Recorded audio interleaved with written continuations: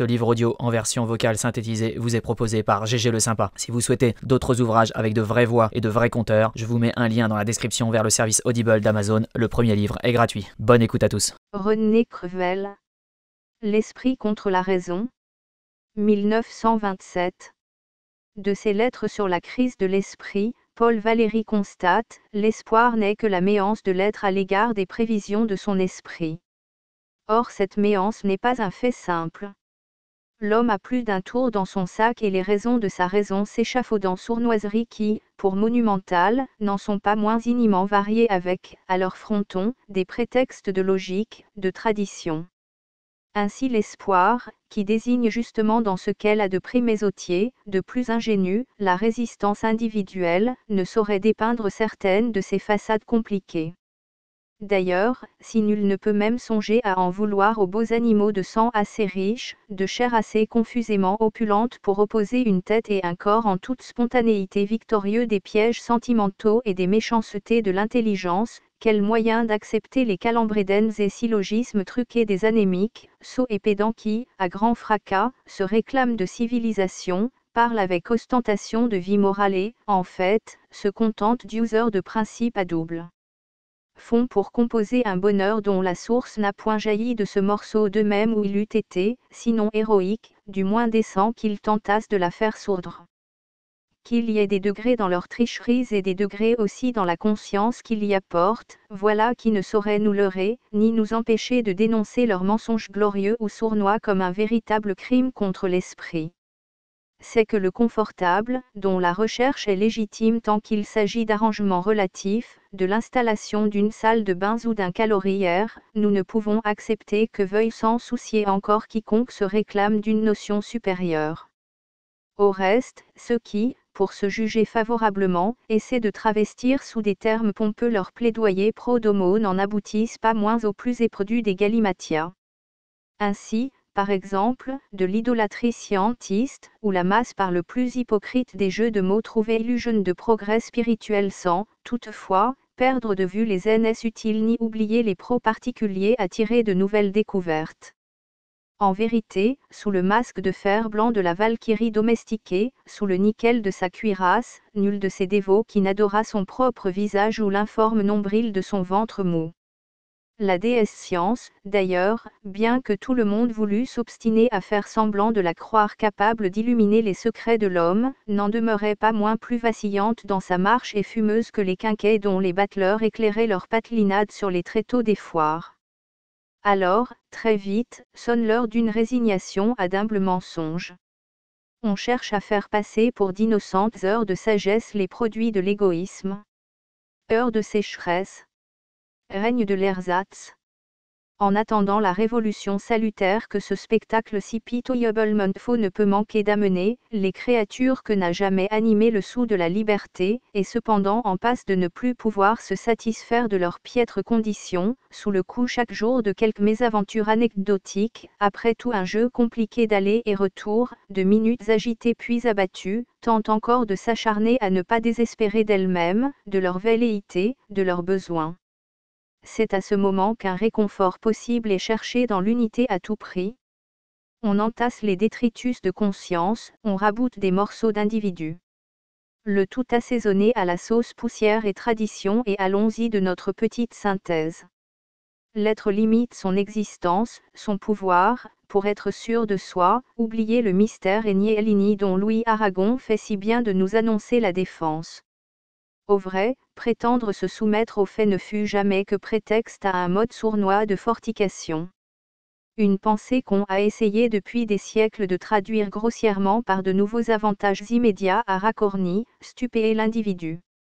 Il a voulu épargner ses jambes et ses heures, mais il a usé ses jambes et ses heures à chercher le moyen de les épargner. L'esprit avant sa naissance déjà avait été déclaré bien particulier. La raison fut la pioche dont on lui apprit à se servir pour creuser sa niche à même ce qu'on appelait sans modestie culture, civilisation. Mais pas un propriétaire qui, dans sa mesquinerie, n'oublia les avenues maniques du rêve. Entre les murs des écoles obligatoires, des casernes, des maisons de parlement, on prétendit enchaîner les vents de l'esprit. Des bourses, des chambres de députés étaient camouées en temples grecs et les plis lourds et faussement classiques d'une pseudo-antiquité cachaient ce soleil de soufre et d'amour qui, un beau soir, nie toujours par éclater, là-bas, très loin, plus loin que l'horizon et l'habitude. Pour que ne pût jaillir aucun geyser, le sol lui-même fut écrasé sous les plus lourdes pierres. L'être qui déguisait les apparences et sa propre médiocrité sous les noms hâteurs de conscience, de réalité, espérant vivre parmi prétextes et mensonges aussi tranquilles que le rat dans son classique fromage et, comme ce rat, décidé à en vivre, d'un cœur léger renoncé à toute justice suprême, à toute grandeur. Je pense donc je suis, comme clé de voûte de la franc-maçonnerie individualiste, dans les piètres banlieues de l'intelligence, par milliers se multiplièrent les sordides cahutes où les hommes crurent facile d'oublier l'inquiétude scintillante des étoiles. Bon Rami Nagrobi qui doute de tout et de tous, sauf d'eux-mêmes. Mais qu'un philosophe pousse l'outrecuidance jusqu'à traiter de folle du logis, l'imagination, l'esclavage ou d'autres prétendront la réduire n'aura pas été impunément imposé. Le réveil ne saurait se résumer par une simple explosion verbale et le vrai visage romantique ne s'encadre point d'une chevelure grandiloquente, non plus que d'une cravate rouge à hurler. Des silences, quelques gestes, certaines tentations et leurs faisceaux de possibilités, bien mieux que le gilet de Théophile Gautier, prouvèrent de quoi l'homme peut être capable. Un Julien Sorel, par exemple, qui n'a point trouvé son salut dans la froide ambition, par son crime nous montre comment un fait divers devient un fait lyrique.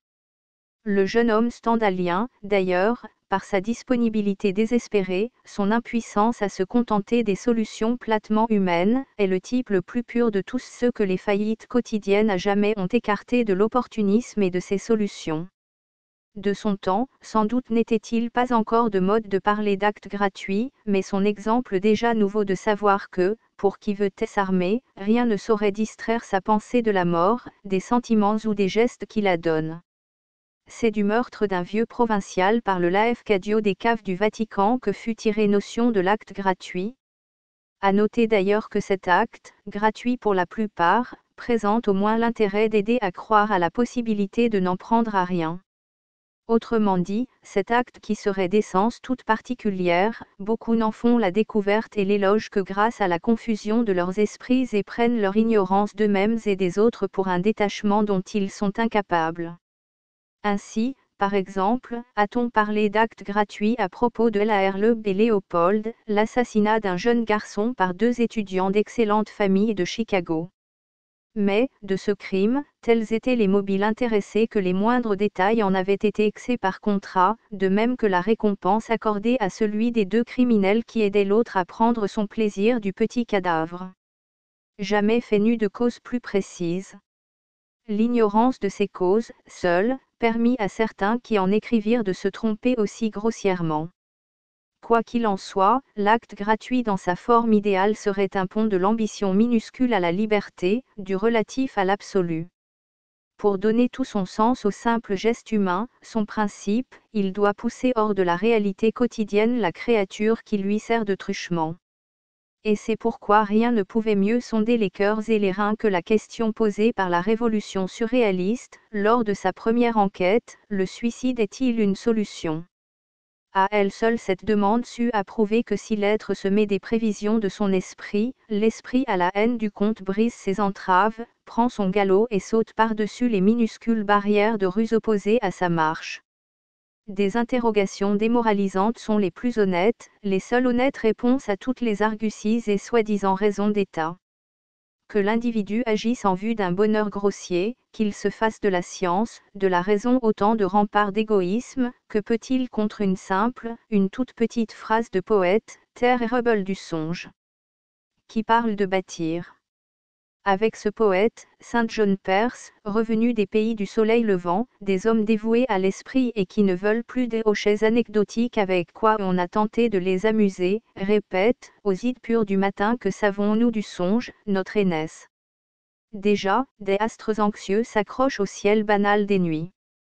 L'individu sent qu'il va éclater dans sa peau terrestre. Son squelette tend mal ses muscles. Son crâne n'est pas l'écrin qu'il faut à sa cervelle. Et de cela, il est sûr comme de la faim, de la soif, de la hèvre. tout au long de sa moelle court le frisson des certitudes négatives et le conte Hermann Kaiserling, aussi simplement qu'un livre d'histoire naturelle apprit à notre enfance que l'homme a 2 pieds, 2 mains, 2 bras, 2 jambes, un tronc, une tête, un cou, écrit, jamais durant toute ma vie je ne me suis senti identique à ma personne.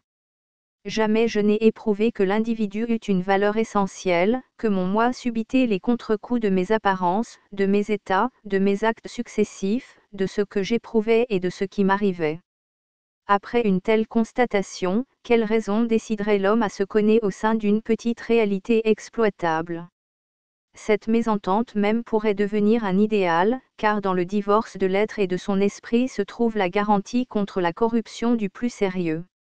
Au contraire, nous savons à quelle pourriture se condamnait l'individu qui, non satisfait de sa créature terrestre, mais tout de même incapable d'assigner à cette créature un simple rôle relatif, non seulement ne la limitait point, mais encore pour donner, vis-à-vis de soi-même et des autres, illusion de bonheur ou de dignité quotidienne, pour étouer les cris du doute, chanter la Marseillaise de sa médiocrité, se galonnait de mensonges éthiques, esthétiques et autres. Et le plus beau de toute cette aventure, c'est que les idolâtres de l'apparence à tout prix mènent s'abat, chantent pouille, s'agitent, parlent de sauver l'esprit, alors que, sous couvert de raison, ils ne négligent en rien pour aider à sa décomposition. Or, si un jour le seul mépris répond à toutes leurs patelinades, si certaines intelligences proclament bien haut qu'elles ne consentent plus à être amusées et n'acceptent rien qui n'ait été éprouvé, convient-il de s'alarmer, au nom justement de l'esprit, de parler d'une crise ? C'est pourtant parce que la frivolité ne fait plus guère illusion que depuis plusieurs années dans les livres, les feuilletons critiques des journaux, les revues, un peu partout, a été dénoncé un péril.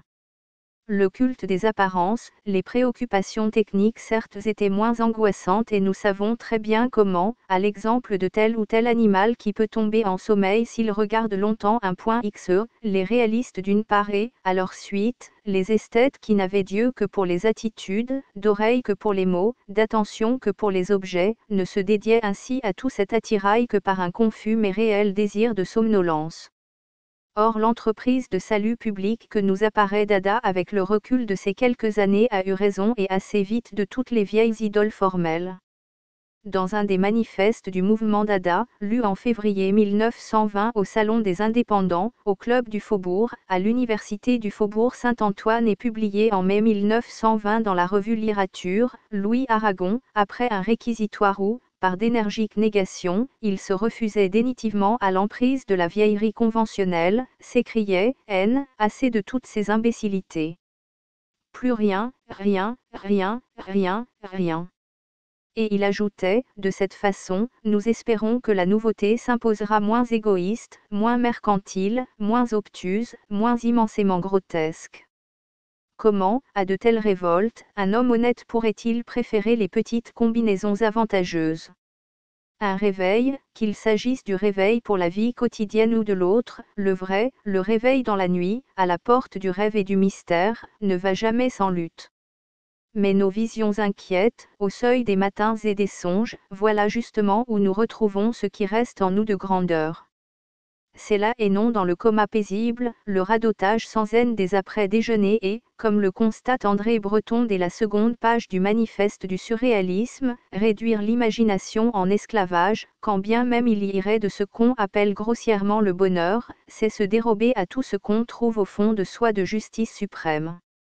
La seule imagination me rend compte de ce qui peut-être et c'est assez pour lever un peu le terrible interdit, assez aussi pour que je m'abandonne à elle sans crainte de me tromper. Comme si l'on pouvait se tromper davantage. Où commence-t-elle à devenir mauvaise et où s'arrête la sécurité de l'esprit ? Pour l'esprit, la possibilité d'errer n'est-elle pas plutôt contingence du bien ? Et certes, cette possibilité d'errer ne va pas sans des menaces de douleur, des nécessités de bataille. Dans la grande aventure qu'est toute lutte de l'esprit pour l'esprit, l'être, s'il veut devenir digne de la liberté, son égide, doit avant tout renoncer au secours facile des apparences et n'accepter rien de ce qui est astuce, geste composé, charme. Lorsque, le 13 mai 1921, Dada se constituait en tribunal révolutionnaire pour juger Maurice Barré, André Breton, dans l'acte d'accusation qu'il prononça, déclara entre autres choses, prôter du crédit que nous valent quelques trouvailles poétiques heureuses et d'une séduction qui est tout autre que celle de l'esprit pour faire admettre aveuglément ses conclusions dans un domaine où ses facultés exceptionnelles ne s'exercent plus constitue une véritable escroquerie. Voilà une simple et dénitive réponse à tous ceux qui, pour faire croire à leur audace, ont choisi des cocardes aux détails et couleurs inusuels, ont vanté l'orchidée d'Oscar Wilde et le boulon à la boutonnière de Picabia. Et que nous importe cette décomposition d'un mauve si faussement délicat dont se contraignit à vouloir être séduit Barré au soir de son adolescence. Déjà condamné à ne point aller jusqu'au noyau dangereux, c'est comme dans un coin de sa propre mauvaise odeur qu'il respirait de ses narines parcheminer les miasmes des marais occidentaux. D'une Camargue illimitée, il ne se rappelait que certains remparts de carton-pâte, une ville théâtrale et avare et que le vent n'avait pas régénéré. La mort elle-même, il lui fallait tout un maquillage de symboles pour phare de son mystère, et ses mains d'où ne partait nul faisceau d'ectoplasme mais qui, par de petits gestes haussiers, tremblotants, disposaient en bouquet faisander les heures qu'elle avait volées aux pourritures humaines. Et cet égoïsme morbide de vouloir se donner de grands airs. En vérité, tout cet attirail de messes noires ne pouvait produire des miracles et le secours qu'il demandait à tant de gestes, de lieux, d'êtres artificiels s'usait à prouver combien il était traître à soi-même celui qui osait parler d'un culte du moi, alors que son esprit, insuffisant à ses grands desseins, pour vivre, avait besoin d'un âne, d'une petite LLE, d'un jardin. Et, certes, ce n'était pas impunément qu'il avait choisi cette ville enfermée en soi et pourtant non capable de vivre de soi, condamnée à des coquetteries de vieille marionnette. Voilà pourquoi point n'est besoin d'attendre la Chambre des députés, la Ligue des patriotes pour juger de l'homme, pour le dénir des fausses pierres dont il se limite, comme aigues mortes de ses remparts. Donc, son inuesse fut de lettres et non d'esprit. L'écho barésien n'est pas d'un secret bien difficile. Ces phrases se laissent décortiquer. Excellente technique sans doute, mais du même ordre, somme toute, que celle des joueurs de billard. Il a réussi des carambolages de mots.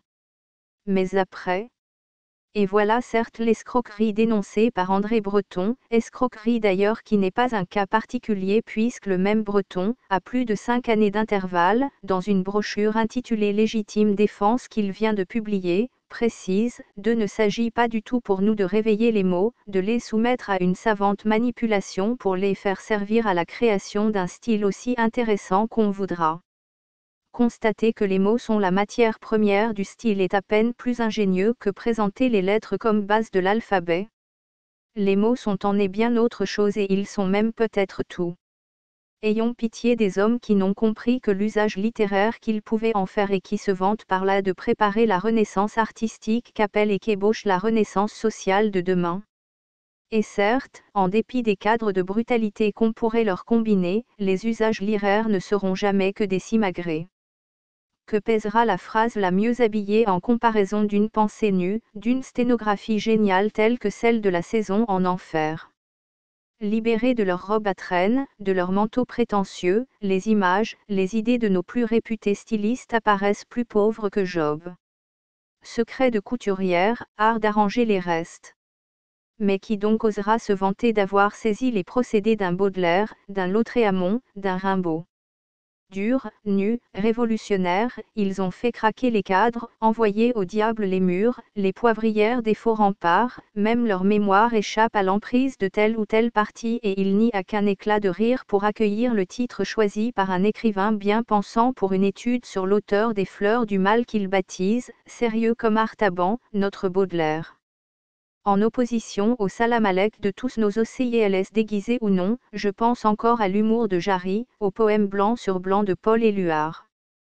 Un œuf jamais n'a réparé sa coquille. Barré, Aigues-Mortes ont essayé de se faire une coquille. Pour prendre bonne opinion de soi, ils se sont forcés jusqu'à la piètre notion d'individualisme. Comment s'étonner si, en dépit de tant d'or lyriques, le député des Halles sent le vieux bas de laine? son égoïsme que nous ne saurions comparer, ni de près ni de loin, au subjectivisme idéal, égoïsme ennemi de l'esprit par roublardise paysanne, accroché à tout ce qu'il croit notion de réalité, assez grande coquette pour vouloir jouer avec ce qu'il redoute le plus. Nous voyons très bien quels secours furent pour lui les accessoires, guerre, patrie, Bérénice et, en dernier lieu, ce jardin sur l'Oronte, entre deux séances de la Chambre des députés, comme les joies de la rue des Martyrs pour d'autres, avec cette différence, encore, que, rue des Martyrs, on peut redouter une congestion, la mort, tandis qu'au jardin sur l'Oronte, les arbres bien taillés, les mannequins de velours et de soie n'ont jamais fait de mal à personne et seraient bien en peine d'en pouvoir faire. Barret, pris comme exemple de cette résistance à l'esprit, de cette ruse, les symboles par lui choisis, Venise, Tolède, Camargue, n'ont d'ailleurs point à répondre du malaise de son œuvre, de ses juxtapositions inconciliables. Lui seul doit être incriminé, qui se douta de quelque chose, mais n'en eut pas moins des plus futiles simulacres. Crime contre l'esprit et reniement du plus précieux, la pensée devenue art d'agrément comme la mandoline de la LLE de la concierge et, à la haine du comte, voleur volé, fausseté, ennui de qui a si fort voulu ne pas être dupe. Tant pis, car il faut beaucoup de naïveté pour faire de grandes choses et rien d'admirable n'apparaît possible sans cette innocence dont le spectacle faisait écrire à Robert Desnos, à propos du peintre Miro dont les tableaux venaient de se révéler si libres, si révolutionnaires, que nul ne pouvait se défendre d'en avoir été surpris. Miro est un peintre béni. Ainsi semblablement furent bénis tous ceux qui osèrent briser les frontières des pourritures avantageuses. Mais que penser du sot et mauvais romantisme de Kirange Rimbaud, poète béni par excellence, dans les rangs des poètes maudits. À la vérité, la couardise de certains juges, seuls, put les décider à parler ainsi d'une bouleversante liberté, de ces miracles.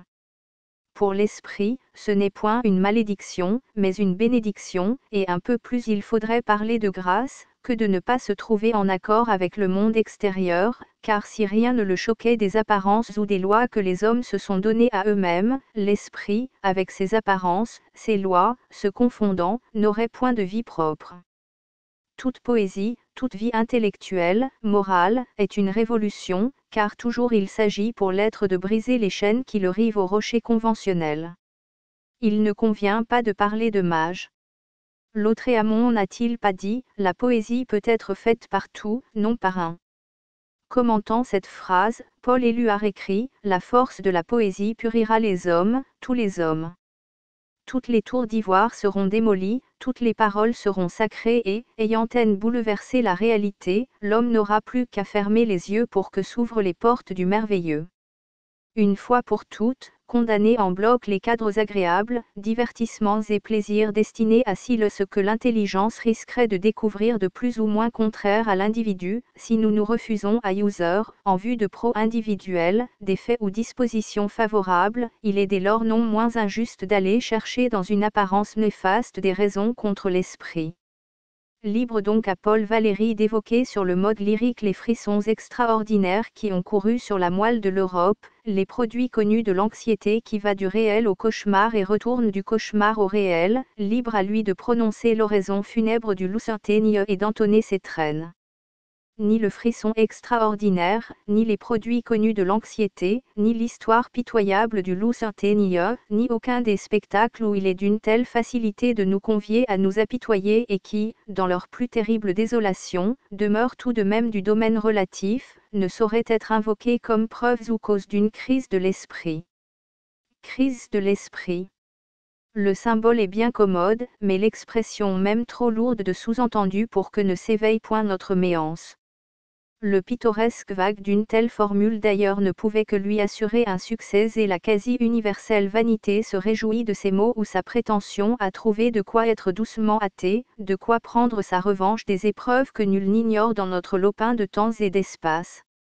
Mais s'il fallait les malheureux accidents énumérés par Paul Valéry pour qu'une civilisation, selon ses propres termes, apprit à savoir qu'elle était mortelle, une telle civilisation, qui n'a pas mis en doute la légitimité de son orgueil raisonneur tant qu'elle a joui sans péril d'un petit bien-être quotidien, semble n'avoir été redevable de ces années paisibles qu'au défaut de la plus élémentaire clairvoyance. Autruche qui ferme les yeux et croit qu'elle ne sera point vue, nous savons qu'elle avait mauvaise conscience, comme les trop gros mangeurs, mauvaise haleine. Aussi ne nous attendrirons-nous point au spectacle de ces minuscules sécurités perdues. Au reste, en admettant que l'Occident, limité par les raisons de sa raison, fût assez myope pour confondre ses vues dans le temps et l'espace avec le parfait, l'universel, l'éternel, d'ordre si vulgaire qu'il ait pu être, les malheurs qui l'ont éveillé de sa béatitude, s'il marque une crise politique, économique, bien moins que la période satisfaite de relative réalisme, mérite-t-il d'être pris pour les signes d'une crise de l'esprit. Épreuves utiles, n'est-ce point de leur ensemble que nous avons pris argument pour repousser les tentations de torpeur, les lâchetés conseillées par la raison. Que l'esprit ne soit point d'accord avec le monde extérieur, qu'il se refuse à suivre les contours des objets, des faits, ne sache en tirer aucun parti et même, le cas échéant, se refuse à en tirer aucun parti, voilà qui ne saurait être donné en preuve de son mauvais état. Instruisant le procès de l'attitude réaliste, André Breton, dans le manifeste du surréalisme, constate, l'attitude réaliste inspirée du positivisme de saint Thomas à Anatole France m'a bien l'air hostile à tout essor intellectuel. Je l'ai en horreur, car elle est faite de haine et de plates usantes. C'est elle qui engendre aujourd'hui les livres ridicules, les pièces insultantes. Elle se fortifie sans cesse dans les journaux et fait échec à la science, à l'art, en s'appliquant à hâter l'opinion dans ses goûts les plus bas, la clarté connant à la sottise, la vie des chiens. L'activité des meilleurs esprits s'en ressent. La loi du moindre est orthnie par s'imposer à eux comme aux autres.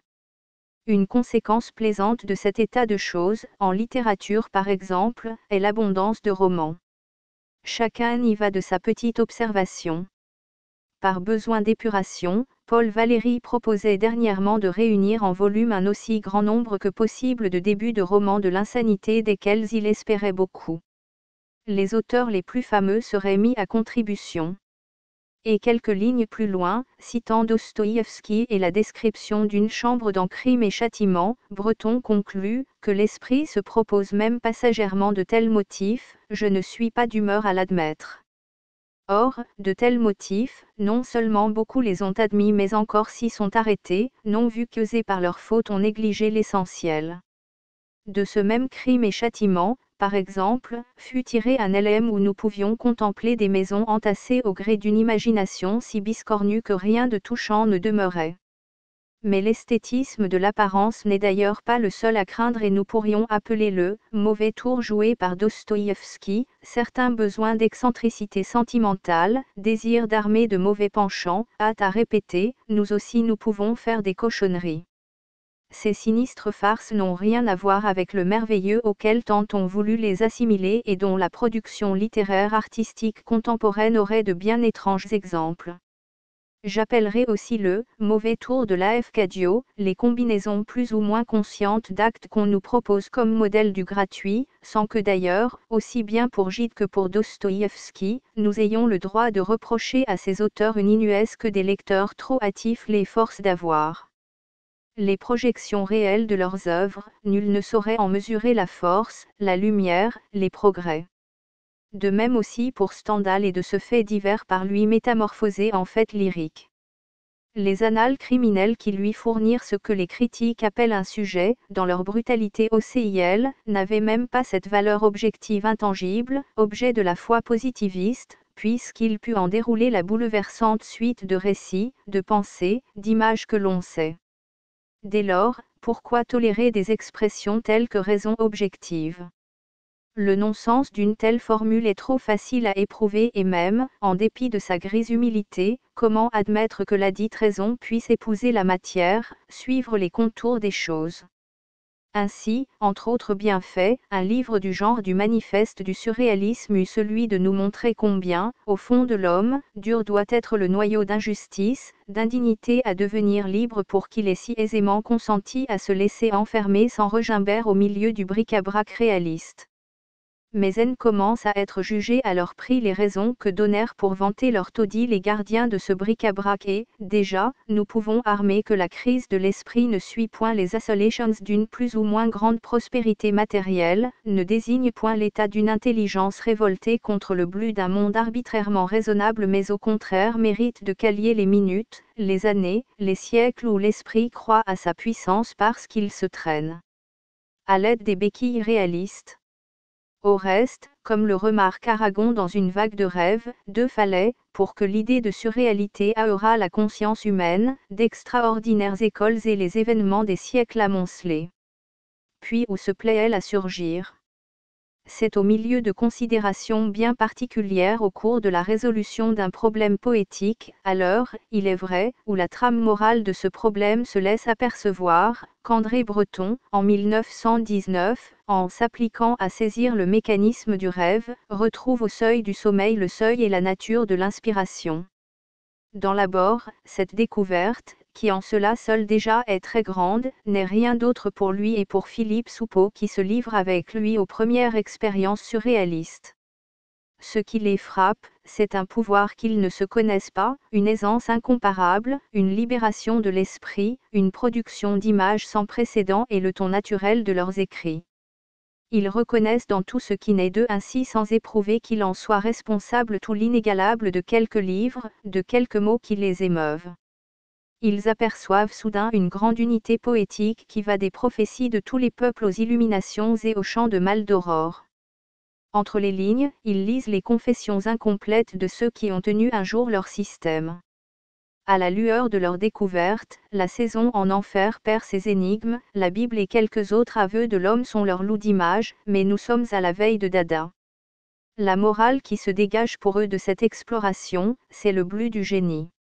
Ce qui s'empare d'eux alors, c'est l'indignation devant cet escamotage, cette escroquerie qui propose les résultats littéraires d'une méthode et dissimule que cette méthode est à la portée de tous. Si les premiers expérimentateurs du surréalisme dont le nombre est tout d'abord restreint se laissent aller à leur tour à cette exploitation littéraire, c'est qu'ils se savent capables d'abattre un jour les cartes et qu'ils éprouvent les premiers le grand charme issu des profondeurs. Comme la beauté de toute cette page de Louis Aragon et sa lyrique intelligence aussi font mieux comprendre par opposition tout ce qu'il y a de louche dans l'opportunisme et ses mélisseurs, dans l'attitude du monsieur qui se donne des airs pour paraître savoir à quoi s'en tenir. De même, de tous ceux qui prennent certains êtres, faits ou choses comme mesure d'autres êtres, faits et choses. L'obstination à juger petitement, à faire semblant de croire à la réalité, à donner cette réalité en aliment à l'esprit avec l'illusion que plus elle sera basse, facile, méprisable, moins elle comportera de péril, l'acharnement individuel à tout peser, relativement à soi, à de tout accommoder à son intérêt propre, d'en prendre bonne opinion, les sourires attendrissent des critiques ou romanciers lotissant les steppes du rêve et, pour résumer, tout ce qui permet ou prouve l'habitude simpliste de se limiter dans la conscience, voilà qui a rapetissé l'être et corrompu son esprit. Or, s'il n'est guère consolant qu'il ait fallu attendre si longtemps pour que l'idée de surréalité, selon l'expression de Louis Aragon, aura la conscience, comment, aujourd'hui que le problème est sinon résolu, du moins posé et nettement posé, comment supporter la paresse, le défaut de générosité, la peur du risque dont font preuve tous ceux qui se refusent aux maniques possibilités d'errer en faveur de 3 mm² d'ennui G.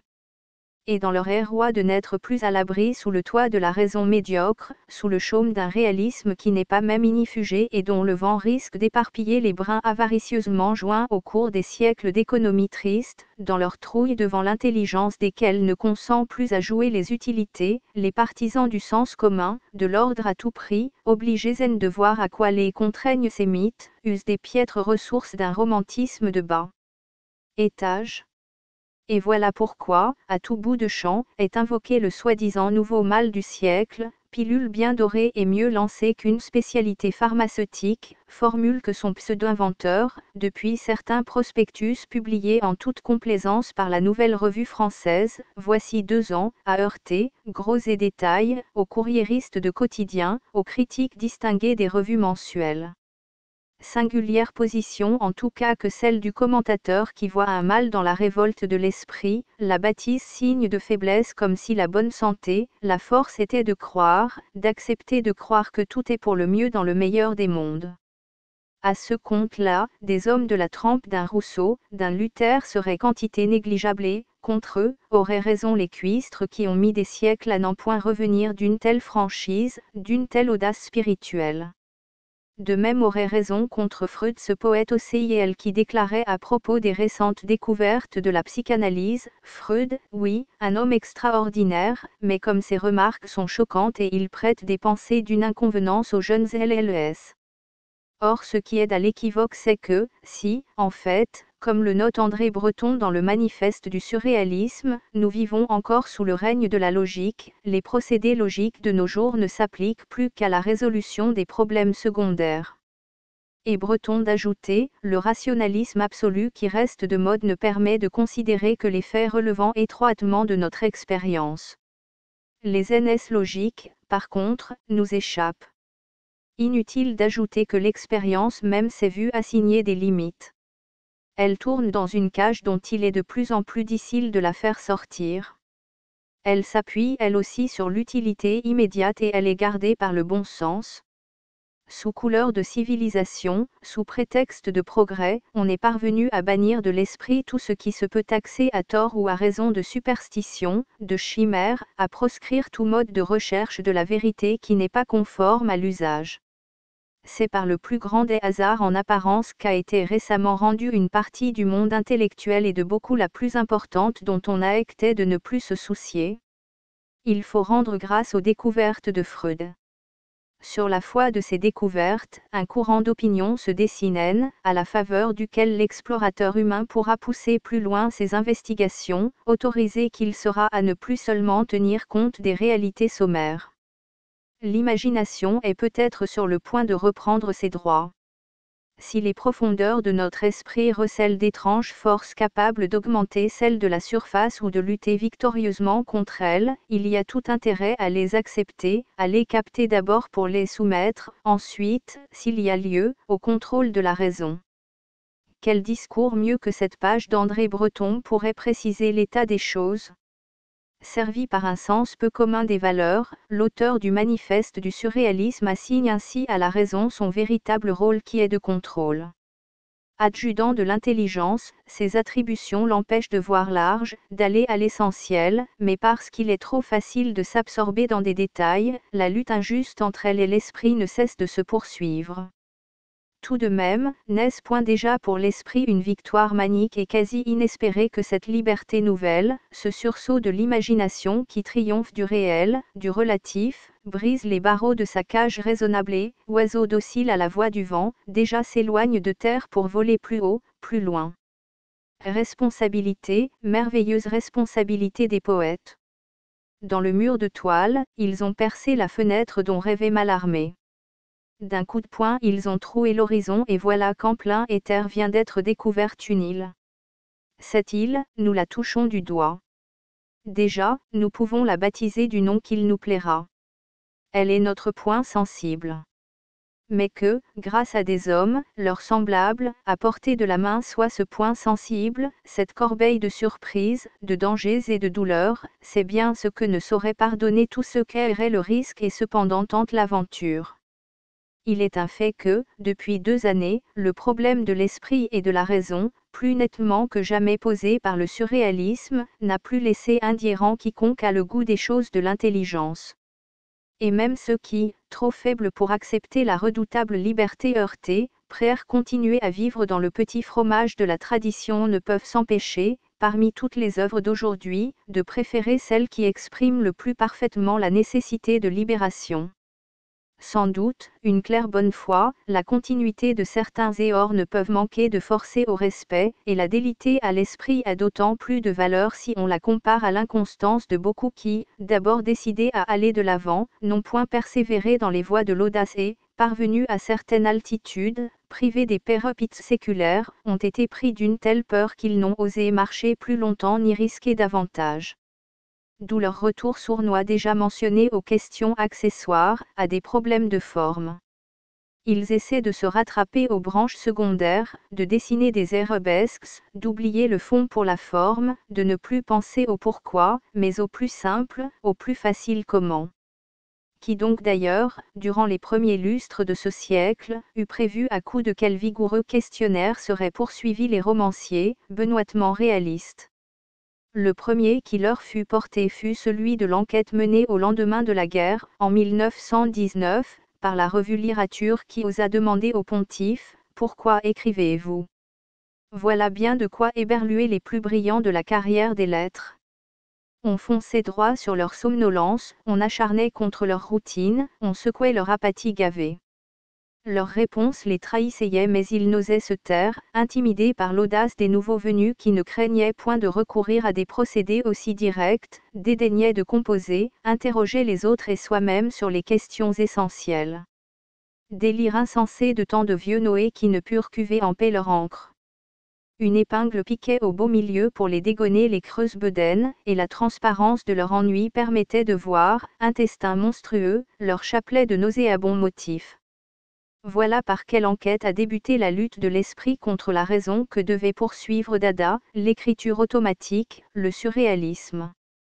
La brusquerie de l'attaque, spontanément, ébranla et jusque dans ses plus profondes et traditionnelles racines l'opportunisme.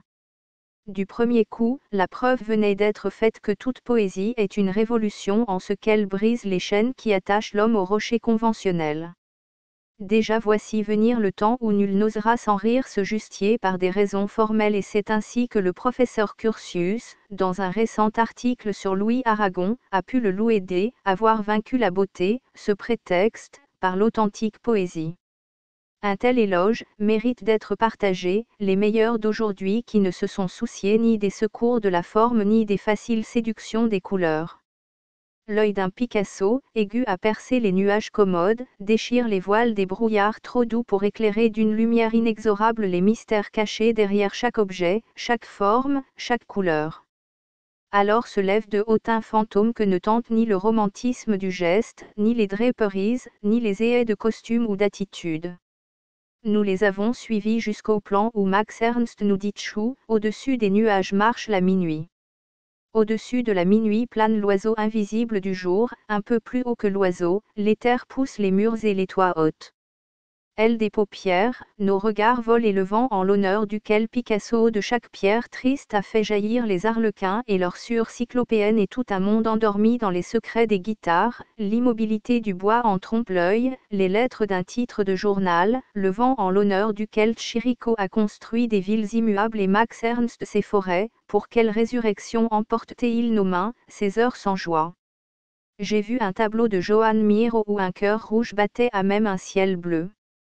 Magicien des palpitations subtiles, Max Ernst, lui, nous aurait des colombes dont nos doigts veulent éprouver la chaleur, les craintes, les volontés.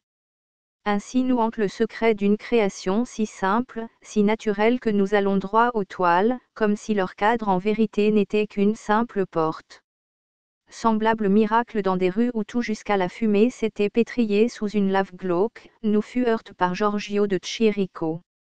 Avenues insensibles d'une cité creusée au centre même de la terre, son ciel ignorant du chaud et du froid, l'ombre de ses arcades, de ses cheminées, en nous donnant le mépris des apparences, des phénomènes, déjà, nous rendait plus dignes du rêve absolu où un Kant put sentir son esprit s'emplier en plein vertige nouménal. Les remparts ont craqué, l'ombre de la mort à elle seule disjoint les plus lourdes pierres. Visage perceur de murailles, explique le poète Paul Éluard, et de la planète minuscule nous partons pour le pays sans limite. Des oiseaux alors s'allument en plein ciel, la terre tremble et la mer invente ses chansons nouvelles. Le cheval du rêve galope sur les nuages. La forêt et la faune se métamorphosent. Le rideau du sommeil tombé sur l'ennui du vieux monde soudain se relève pour des surprises d'astres et de sable. Et nous regardons, venger haine des minutes lentes, des cœurs tièdes, des mains raisonnables. Univers imprévus, quels océans peuvent jusqu'à ces bords mener les navigateurs du silence? À cette question, Max Ernst a répondu par le nom trouvé pour le plus surprenant de ses tableaux, La Révolution la nuit. La Révolution la nuit. Nous savons que l'esprit attentif aux contours, docile aux objets, soumis à leur apparence ordinaire, comme on lui a si longtemps conseillé d'être, n'aurait pas de vie propre et même, à vrai dire, n'existerait pas. Ainsi l'homme libre dédaigneux de la conscience et de son joug aspire à la nuit, son bonheur, sa liberté. André Breton ne nous rapporte-t-il point, et non sans raison, dans le manifeste du surréalisme, que saint Paul Roux avait écrit sur la porte de sa chambre à dormir, de sa chambre à rêver, le poète travaille. Et ce travail n'a rien à voir avec les festons, astragales et petits mensonges multicolores qui décidaient Pascal à comparer les soi-disant poètes de son siècle à des brodieurs. L'ère des divertissements passés, qui donc se contenterait des pointes, jeux d'esprit dont on accepte le secours qu'Aculène d'éviter d'aller au centre même du débat. Alors ils se croient à l'aise et se réjouissent de se croire à l'aise fût-ce au milieu même de la forteresse d'individualisme rationalo-positiviste où ils se sont réfugiés, eux et leurs vieux troupeaux.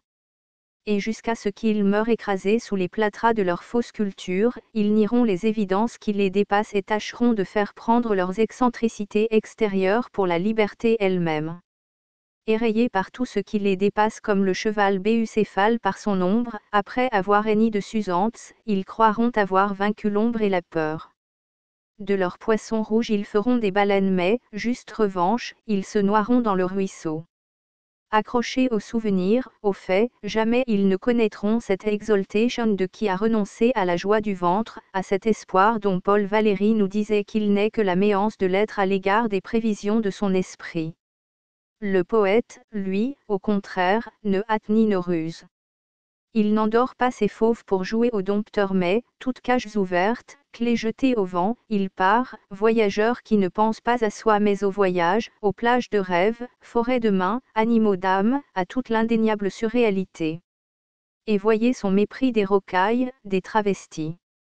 Le livre de ses songes, il le lit comme ses leçons de choses où son enfance essaya d'apprendre à connaître l'économie du monde, la marche du temps, les caprices des éléments et les mystères des trois règnes. C'est, en plein ciel, un récit aux couleurs plus persuasives, plus périlleuses que le chant légendaire des sirènes. Des hommes en d'autres temps avaient la joie de planter des arbres qu'il appelait arbres de la liberté.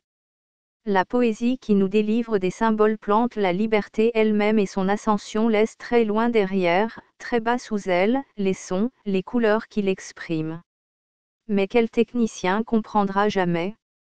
Automne 1926. Fin du livre. Un grand merci pour avoir visionné cette vidéo en entier. Si cette vidéo vous a plu, n'hésitez pas à vous inscrire sur ma chaîne et à liker cette vidéo. Un petit pouce bleu fait toujours plaisir et m'encourage dans mon travail. Je vous encourage aussi à laisser un commentaire si vous avez des remarques par rapport à la vidéo ou bien à la réalisation. Merci à tous et à bientôt.